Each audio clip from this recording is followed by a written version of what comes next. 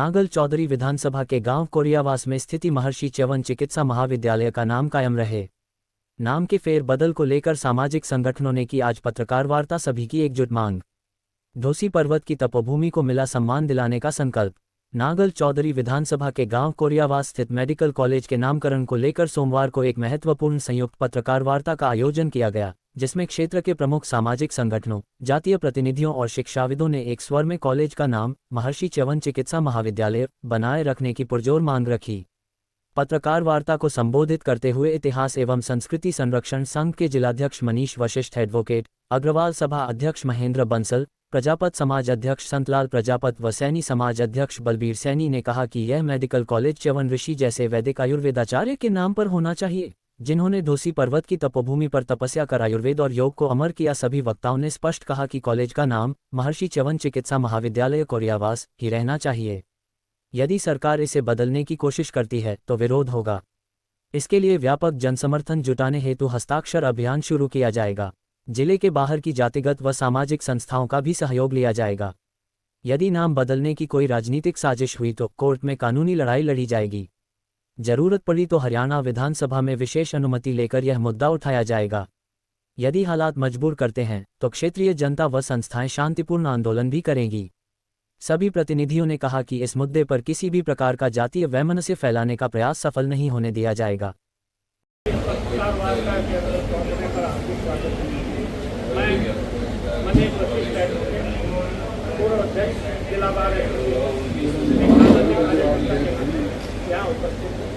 मेरे साथ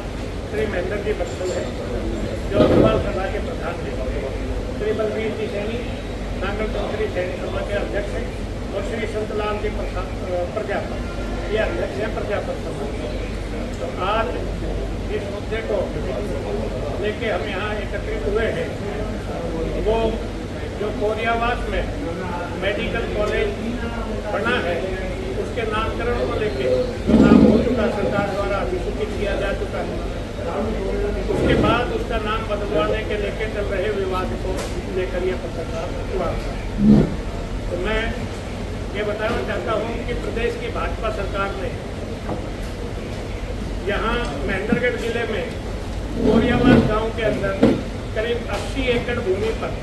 करीब 800 करोड़ रुपए की लागत से एक चिकित्सा महाविद्यालय का निर्माण किया है, और उस चिकित्सा महाविद्यालय के लिए जो 80 एकड़ भूमि दान में दी गई है बिना किसी शर्त के, वो कोरियावास गांव द्वारा दी गई है। उसके लिए यह क्षेत्र और हम सब उनके लिए उनको साधुवाद प्रेषित करते हैं, क्योंकि उन्होंने ये बहुत नेक और पुनीत कार्य किया। अब प्रदेश की सरकार ने 16 मार्च 2023 को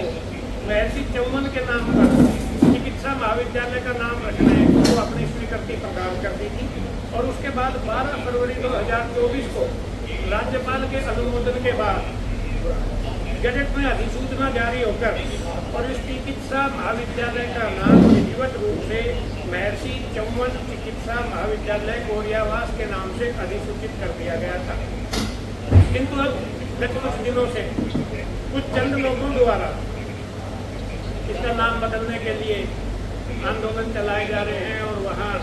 गेट के ऊपर धरना प्रदर्शन किए जा रहे हैं। तो मैं आपको यह भी जानकारी दे दूँ कि यह जो क्षेत्र है, यह क्षेत्र वैदिक काल के अंदर ब्रह्मावत के नाम से जाना जाता था,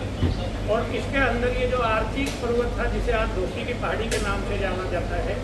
यहाँ महर्षि च्यवन ने आज से करीब 9000 वर्ष पूर्व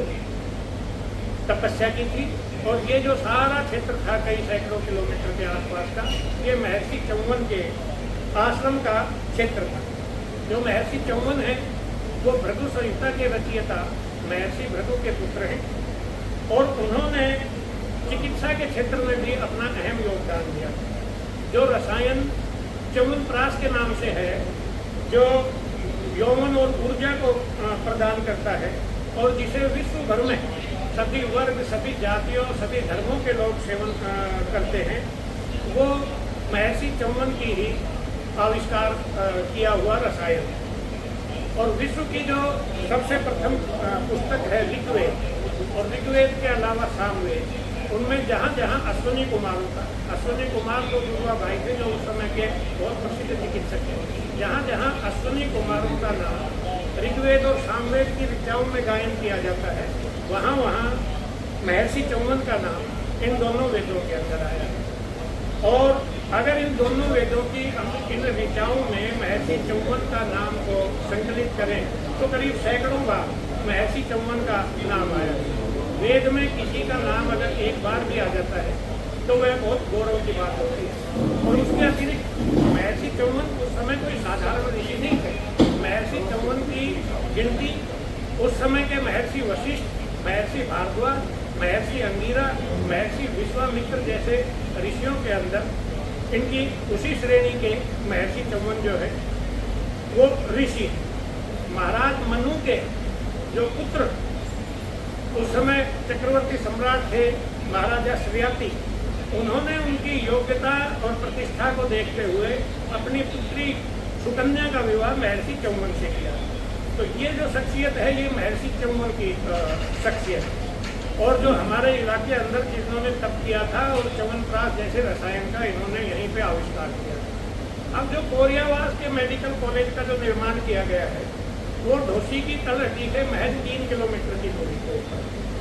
अर्थात मतलब जो सरकार ने ये बड़ी एक सूझबूझ का परिचय दिया है कि उन्होंने उन्हीं के ही क्षेत्र में जो उनका वैदिक काल से जो क्षेत्र चला रहा था उसमें बनने वाले एक मेडिकल कॉलेज का नाम उनको सम्मान देकर महर्षि चौवन के नाम से रखा। मैं यहाँ ये भी बता देना चाहता हूँ कि आज तक हरियाणा प्रदेश में जितने भी मेडिकल कॉलेज हैं या आयुर्वेदिक कॉलेज हैं उनके अंदर किसी भी चिकित्सक के नाम को लेकर जो है वो आज तक नाम नहीं रखा। ये पहला ऐसा मेडिकल कॉलेज है कि जिसका नाम एक चिकित्सक के नाम के ऊपर रखा है। किंतु अब मेरा ये कहना है कि कुछ राजनीतिक स्वार्थ की पूर्ति के लिए कुछ चंद लोगों ने पिछले कुछ दिनों से एक मुहिम चलाई हुई है और उन्होंने ये कहा है कि जो नाम महर्षि चौवन के नाम पर रखा जा चुका, अधिसूचित हो चुका, उसके उस नाम को बदलकर और अमर शहीद राजा राव तुलाराम के नाम पर उनका नाम रखा जाए। और उन्होंने जो कॉलेज के मुख्य द्वार पे महर्षि चौवन के नाम का बोर्ड लग गया था उसको भी तोड़ दिया। और हम ये बता दें कि राजा राव तुलाराम का सभी सम्मान करते हैं। इनके नेतृत्व में नसीबपुर में प्रथम स्वाधीनता संग्राम की लड़ाई अंग्रेजों के साथ लड़ी गई थी और नसीबपुर में उनकी यादगार में एक स्मारक भी बनाया हुआ है। अभी एक चीज़ और भी आई है जिसके लिए प्रेस कॉन्फ्रेंस का आयोजन करना पड़ा कि जब ये देखा कि यहाँ एक जातिगत वैमनस्य जो पैदा करने का काम जनप्रतिनिधियों द्वारा किया जा रहा है तो ये सोचा कि एक सामाजिक कार्यकर्ता होने के नाते कि समाज के अंदर किसी तरह का वैमनस्य ना बढ़े तो हमने इस पत्रकार वार्ता का आयोजन किया। अभी 2 या 3 दिन पूर्व नारनौल के विधायक एवं पूर्व मंत्री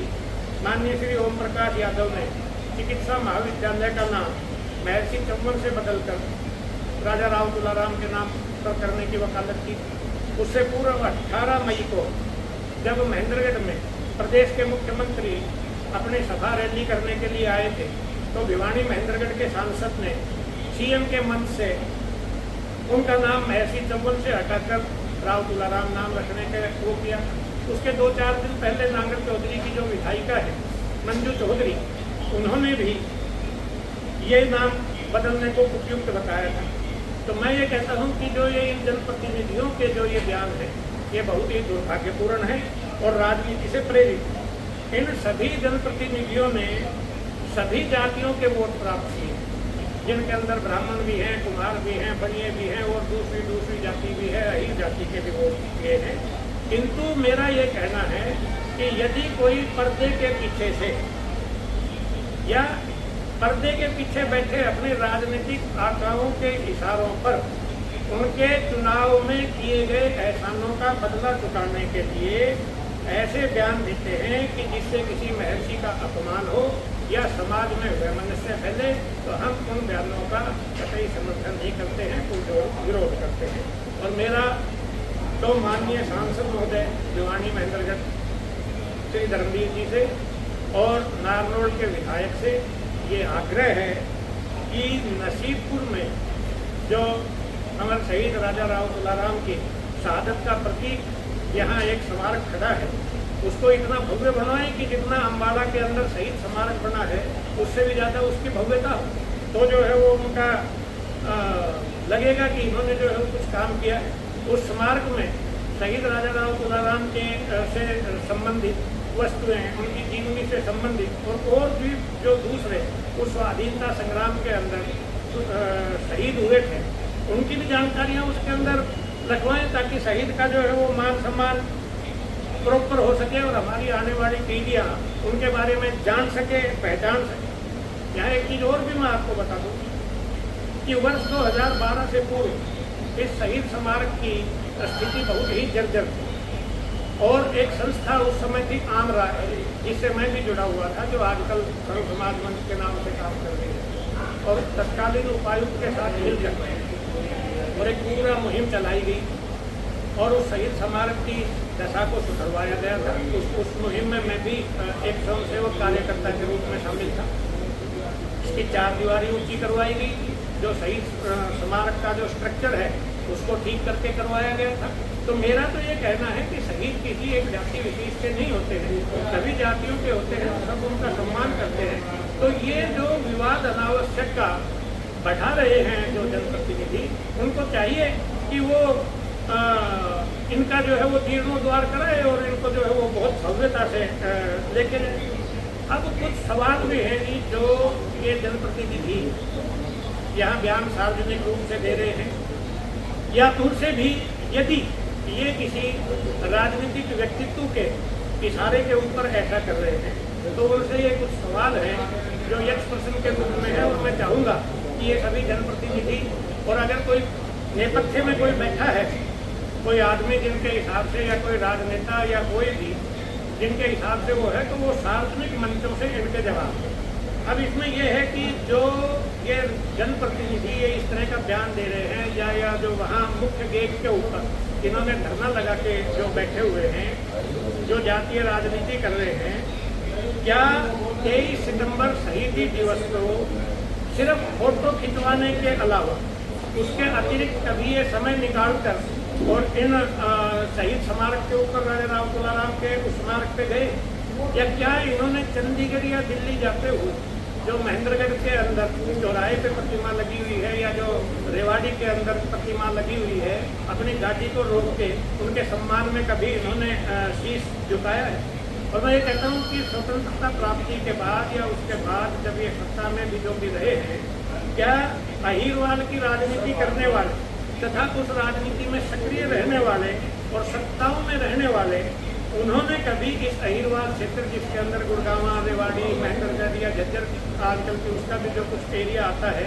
क्या एक भी संस्था का नाम राव तुलाराम के नाम से रखवाने का इन्होंने प्रयास किया है?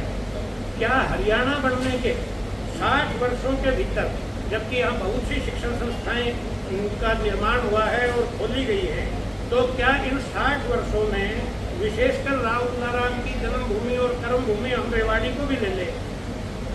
क्या उनके नाम को रखवाने के लिए या किसी दूसरे का जिनका नाम रखा जा चुका उनके नाम को बदलवाने के लिए क्या कोई आंदोलन आज तक चलाया गया है? तो अब ये चीज़ किस लिए चल रही है, ये हमारी समझ से बाहर है। और मेरा ये कहना है कि अब जब माजरा में जो राजा राव तुलाराम की कर्मभूमि जहाँ उनकी रियासत थी, वहाँ एक बहुत बड़ा अखिल भारतीय आयुर्विज्ञान संस्थान एम्स जो है वो बढ़ रहा है और अभी तक उसका कोई नाम नहीं रखा गया है। तो इसका नाम राजा राव तुलाराम के नाम के ऊपर रखवाने के लिए क्या कभी इन्होंने कोई ज्ञापन या कोई डिमांड या कोई मांग पत्र इन्होंने क्या कोई किया है? और क्या भविष्य में कोई ऐसी शिक्षण संस्था बनेगी नहीं कि जिसके ऊपर राव तुलाराम जी का नाम जो है वो रखा ही ना जा सके? और क्या जनप्रतिनिधियों द्वारा ये जो गलत तरीके से जो बताते हैं कि भाई हम फला फला के वर्कर हैं या वो हैं, उन्होंने सरकारी संपत्ति का जो नुकसान किया, करीब कहते हैं कि 2-2.25 लाख का बोर्ड उन्होंने तोड़ दिया, तो ऐसी सरकारी संपत्ति का नुकसान करने वाले उन लोगों को इन राजनेताओं या जनप्रतिनिधियों द्वारा क्या कभी समझाया गया है कि भाई ऐसा जो है वो उचित नहीं है? और मैं एक चीज ये भी विशेष रूप से आपसे कह रहा हूँ कि क्या उस समय कोई आंदोलन हुआ जब इसी हरियाणा प्रदेश में जो एक सरकार थी उन्होंने राजा राव तुलाराम पर अभद्र टिप्पणी करते हुए और जो 23 सितंबर की शहीदी दिवस की छुट्टी थी उसको रद्द कर दिया था। और तब भी यहाँ अहिरवाद की राजनीति करने वाले और राव तुलाराम के नाम पर जो वोट मांगने वाले थे वो उस समय सत्तासीन थे, कैबिनेट में थे, विधानसभा के सदस्य थे। तो क्या जो है वो उन्होंने कोई प्रतिकार किया? क्या उन्होंने मंत्रिमंडल से या विधानसभा की सदस्यता से कोई इस्तीफा दिया या उनके ऊपर अभद्र टिप्पणी करने के लिए किसी तरह का कोई आंदोलन चलाया? और दूसरा मेरा ये भी पूछना है कि जब वो छुट्टी दोबारा से बहाल हुई तो क्या उस छुट्टी को बहाल करवाने में इनका कोई योगदान था? और इसके साथ ही साथ रेवाड़ी और महेंद्रगढ़ के अंदर जो राव तुलाराम चौक पे उनकी प्रतिमाएं लगी हुई हैं, तो क्या उन मूर्तियों को, उन प्रतिमाओं को स्थापित करने में, क्या उनके लिए पैसे खर्च करने में, और जो कुरुक्षेत्र के अंदर डॉक्टर साहब द्वारा जो एक चौक बनवाया गया और वहाँ मेरे ख्याल से कुरुक्षेत्र की यादव धर्मशाला में राव तुलाराम जी की प्रतिमा भी हमारे आदरणीय हसीब राव जी के पिताजी द्वारा वहाँ पे लगवाई गई, तो क्या उनमें भी इन अहिरवाल की राजनीति करने वाले इन राजनेताओं का कोई योगदान था? अब मैं कहता हूँ कि ये देश की जो राजधानी है दिल्ली, उसके बहुत पौष इलाके के अंदर राजा राव तुलाराम मार्ग, और उस राजा राव तुलाराम मार्ग के ऊपर एक बहुत काफ़ी पुराना, करीब 70-75 साल पुराना राव तुलाराम कॉलेज, जिसकी स्थिति है बड़ी दयनीय है। तो क्या उस कॉलेज को या उस कॉलेज की स्थिति सुधारवाने के लिए या उसमें बेहतर शिक्षा मिल सके, इसके लिए क्या उन्होंने कोई कार्य किया? क्या वैदिक कालीन महर्षि के बोर्ड को, नाम के बोर्ड को तोड़कर और उसकी जगह राव तुलाराम का बोर्ड लगाने या लगवाने की मांग करने वाले ये लोग क्या शहीद राव तुलाराम के गौरव को कम नहीं कर रहे हैं? तो ये देखा जाए तो ये बार बार महर्षि चमन का अपमान करके इस क्षेत्र में तनाव उत्पन्न करने वाली बातें कर रहे हैं। और यह अधिकार किसी को भी नहीं है कि कोई जातिगत राजनीति या अपने किसी राजनीतिक आका को खुश करने के लिए वैदिक कालीन किसी महर्षि का अपमान करे या समाज के अंदर जात में विद्वेष पैदा करे। अब मेरा ये भी कहना है कि महर्षि चमन जो है वो केवल ब्राह्मणों के नहीं है, सभी उसके लिए जो भी उन्होंने काम किए मानवता के लिए या उनके लिए जो महर्षि रहे वो सबके, और इसी तरह से शहीद राजा राव तुलाराम भी सबके। तो यहाँ जो है वो सिर्फ इन चीज़ों में, इन महापुरुषों को जातियों में बांटने का जो कार्य चल रहा है वो मैं समझता हूँ कि मेरी नज़र में निंदनीय कार्य है। और इसी के चलते ही मैंने अपने सामाजिक दायित्व को निभाने के लिए ये आज आपकी पत्रकार वार्ता बुलाई है, ताकि इस कार्य को आगे भी सुचारू रूप से चलाया जा सके। और मेरा ये कहना है कि यदि माननीय सांसद या नारनौल के विधायक या दूसरे जनप्रतिनिधि अगर राजा राव तुलाराम का जो स्मारक है यहाँ नसीबपुर में, उसकी दशा को सुधारने के लिए कोई प्रयास करते हैं तो हम भी उसमें जितनी सामर्थ्य है, गिलहरी जितनी जैसी क्षमता है वैसा उसके अंदर योगदान करेंगे, क्योंकि राजा राव तुलाराम एक शहीद के नाते हमारे गौरव हैं, इस क्षेत्र के गौरव हैं। और सबसे बड़ी ये है जी कि जो कोरियावास ने ये जमीन मेडिकल कॉलेज को दी थी, ये बगैर किसी शर्त के दी थी, और ये उस जो एक समझौता ज्ञापन MOU जो साइन हुआ था गाँव के बीच और सरकार के बीच में, उसमें कोई भी ऐसी शर्त नहीं थी कि नाम जो है वो गांव से पूछकर रखा जाए। और परंतु जो ये नामकरण किया है उसके बाद, ये अधिसूचना जारी होने के बाद अचानक से इस तरह की ये स्थिति उत्पन्न कर दी। तो एक हमारा ये भी कहना है कि यदि ये नाम अधिसूचित नहीं होता महर्षि चमन के नाम से, फिर चाहे किसी के भी नाम से रखा जाता, उसमें किसी को कोई आपत्ति नहीं। किंतु अगर किसी की रेखा को मिटा के छोटा करके उसको अपमानित करने के बजाय अगर खुद की ही लाइन बड़ी खींच कर और फिर चल के उनको सम्मान दें, तो मैं समझता हूँ कि ये ज़्यादा बड़ी बात है। और अब ये नाम जो है वो रखा जा चुका है, तो इस नाम को मिटाकर दूसरा नाम रखना हमारी दृष्टि में जो ये इतिहास एवं संस्कृति संरक्षण मंच है, संघ है, इसकी दृष्टि में ये कतई उपयुक्त नहीं है। अगर राजा राव तुलाराम के नाम को एम्स माजरा में रखवाने के लिए जो भी कोई आंदोलन चलाना हो या और हो, तो उसमें हम अपने सामर्थ्य के अनुसार तैयार हैं। इसमें इस संघ का पूरा सहयोग रहेगा। और मेरा ये भी कहना है, विशेषकर कोरियावास गांव के सरपंच से, यहाँ मैं इस पत्रकार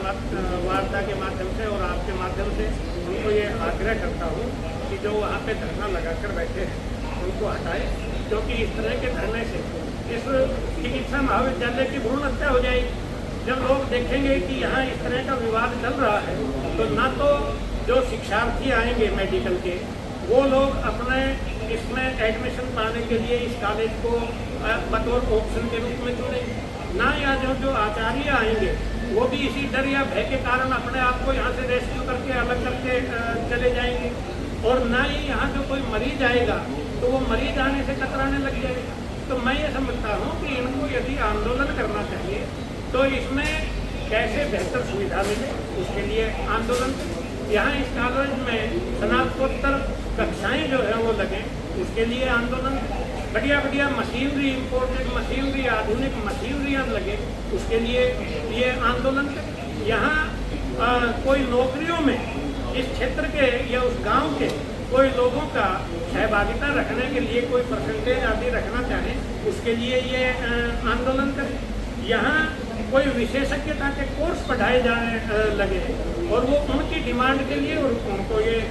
लाने के यहाँ आंदोलन करें। महज नाम बदलवाने के लिए मैं समझता हूँ कि वो केवल और केवल इस समाज के अंदर वैमनस्य पैदा करने का काम कर रहे हैं और वो बहुत जिम्मेदारी के पद के ऊपर बैठे हुए हैं। तो मैं समझता हूँ कि उन्हें इस तरह का कार्य नहीं करना चाहिए। ये हमारा आग्रह है कि ताकि किसी तरह का कोई विद्वेष पूरा नहीं हो। और फिर भी आज की इस पत्रकार वार्ता के माध्यम से मैं ये भी बता देना चाहता हूँ कि कह देना भी चाहता हूँ, सरकार से आग्रह भी करना चाहता हूँ कि इस मेडिकल कॉलेज का जो नाम एक बार अधिसूचित हो गया उसी नाम को रखा जाए। और इसके लिए ये इतिहास एवं संस्कृति संरक्षण संघ पूरे जिले में और जिले के बाहर जो जातिगत सभाएं या संस्थाएं हैं, जो सामाजिक संस्थाएं हैं और दूसरी कोई संस्थाएं हैं, उनका सहयोग प्राप्त करने के लिए, उनका समर्थन प्राप्त करने का क्या प्रयास करेगी। कोई आवश्यकता हुई तो हस्ताक्षर अभियान चलाएगी। और अगर कहीं जो नोटिफाइड नाम को बदलने का यदि सरकार ने प्रयास किया, तो अगर न्यायालयों का दरवाज़ा खटखटाना पड़ेगा तो न्यायालयों का दरवाज़ा खटखटाया जाएगा। और आवश्यकता हुई तो विशेष अनुमति प्राप्त करके और विधानसभा में भी इस संबंध में इस मामले को उठाने के लिए और बोलने के लिए अनुमति मांगने का प्रयास किया जाएगा। और इस संबंध में लोगों का समर्थन प्राप्त करके, जिसमें सभी जात बिरादरी के लोग होंगे, उनका समर्थन प्राप्त करके अन्य किसी तरह का भी अगर कोई आंदोलन चलाना पड़ा तो वह भी आंदोलन चलाया जाएगा। मैं फिर से एक बार पुनः आपको ये रिपीट कर देता हूँ कि भाई शांतिपूर्ण क्षेत्र में महज राजनीति के लिए जातीय वैमनस्य पैदा करने का प्रयास वो यहाँ पनपने नहीं दिया जाएगा। और मेरा ये भी कहना है कि यदि शहीद हमारे गौरव हैं तो महर्षि भी हमारे पूज्य। तो आप सब आए और मेरी बात को सुना और मेरे इस संदेश को आप आगे पहुँचाएंगे। बोल रहे हैं जी कि आवश्यकता हुई तो कोर्ट में भी जाना पड़ेगा, तो वो भी आवश्यकता हुई तो शांतिपूर्ण आंदोलन भी करेंगे। मामला धीरे धीरे बढ़ता जा रहा है और इसमें वीआईपी लोग जुड़ रहे हैं, इसलिए तो बैठ के ना तो ये दवा बना देगी सरकार, उनका एक फिर जाएगा फिर क्या करेंगे। धीरे धीरे इस वजह से मेरा कहने का मतलब है कि मामले को थोड़ा सा आप भी इसको प्रेस कॉन्फ्रेंस तक सीमित ना रख करके एक जन आंदोलन का रूप पहुँचा। नहीं, हम तो समर्थन के लिए और उसके लिए है कि धीरे धीरे ये इसलिए कही जा रहा था कि अब तक जो है वो ये इसके सामने कोई नहीं आया था कि इस कॉलेज का नाम महर्षि चौमन जो अधिसूचित हो चुका उसको ही रखा जाए। अधिसूचित होने से पहले तो कुछ भी रखवा लेते हैं, इनकी स्वीट शिविर थी। अभी 12 फरवरी 2024 को अधिसूचित हो चुका था जी, आज से करीब 1.25 साल से पहले। तो 1.25 साल से क्यों चुप बैठे थे? अधिसूचना भी आ गई थी, यहाँ भी आ गई थी, लोगों ने अखबारों में भी धन्यवाद ज्ञापित कर दिया था सरकार का। आप कर सकते हो, इसलिए मैंने कहा सबको साथ लेकर के कार्य करेंगे। इसको मुहिम को पकड़ा था इसमें। एक अकेले से कोई ना तो आंदोलन चलता है कि ना मुहिम चलती है, सबका साथ लेके चलेंगे। सबका और जब आगाज होगा उसके बाद ही अंजाम तक पहुंचा जाएगा। आगे पर सबका साथ, सबका विश्वास, तो यही नारे पे आप ही तो सबका साथ और सबका विश्वास, जो रोड अटका है उसका नाश।